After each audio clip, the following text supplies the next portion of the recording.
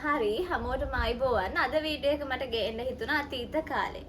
අපි කලින් වීඩියෝ එකේ වර්තමාන කාලේ කියලා දුන්නා. අද හිතුණා අලුතෙන් ජොයින් වෙන ළමයින්ට අතීත කාලේ කියලා දෙන්න. අතීත කාලේ කියන්නේ මොකක්ද? අතීත කාලේ කියලා කියන්නේ මේ දැන් සිද්ධ වෙන දෙයක්ද? මේ දැන් සිද්ධ වෙන දේවල් අපි මොනවා කියලාද කිව්වේ? මේ දැන් සිද්ධ වෙන දේවල් වර්තමාන කාලේ. මම දැන් උගන්වන එක වර්තමානයේ. හැබැයි මම කෑවේ එක, ඔයා ඉස්කෝලේ ගියේ එක, ඔයා කරලා ඉවර යමක් අපි කියන්නේ අතීත කාලේ. ඔයා කරලා ඉවර යමක් අපි කියන්නේ අතීත කාලේ. හරිද? හරි එහෙනම් ලියා ගන්න අතීත කාලේ.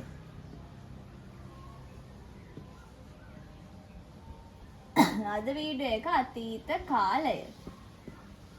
හරිද? අතීත කාලයේදීත් ළමයි අර විදිහම තමයි. උක්තය මම නම් ඉවර වෙන්නේ මේ වලින්. හිතන්නකෝ මම. උක්තය මම නම් අර වගේම තමයි ඉවර වෙන්නේ මේ වලින්. ඒකට මම උදාහරණයක් කියන්නම්. මම පාසල් ගියෙමි. හැබැයි මම පාසල් යමි කියලා නෙමෙයි කියන්නේ, right?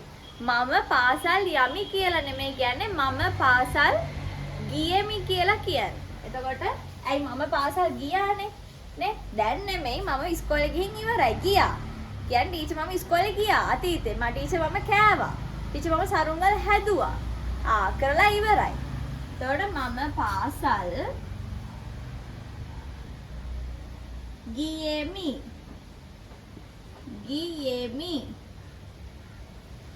ඊළඟ එක තා මොනවාද? මම බත්, ඔයගොල්ලෝ කියන්නේ ටීචර් මම බත් කෑවා කියලානේ කියන්නේ. මම බත් කෑවෙමි. මම අකුරු ලිව්වෙමි.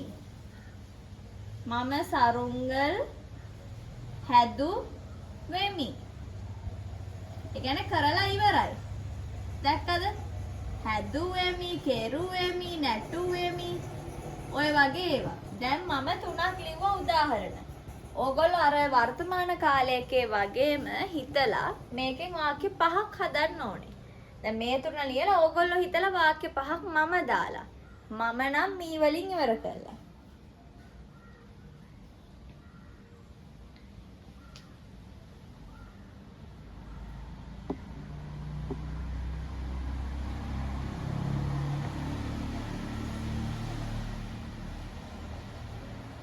හරිද? දැන් මම නම් මේ ඊළඟ එක මම කියන්නම් අපි. අපි කියලා આવොත් අර විදියම තමයි. අපි આવොත් එන්නේ මූ වලින්. ඒක ලියා ගන්න. අපි කියලා આવොත් එන්නේ මූ. අපි නම් මූ. right? අපි આવොත් මූ.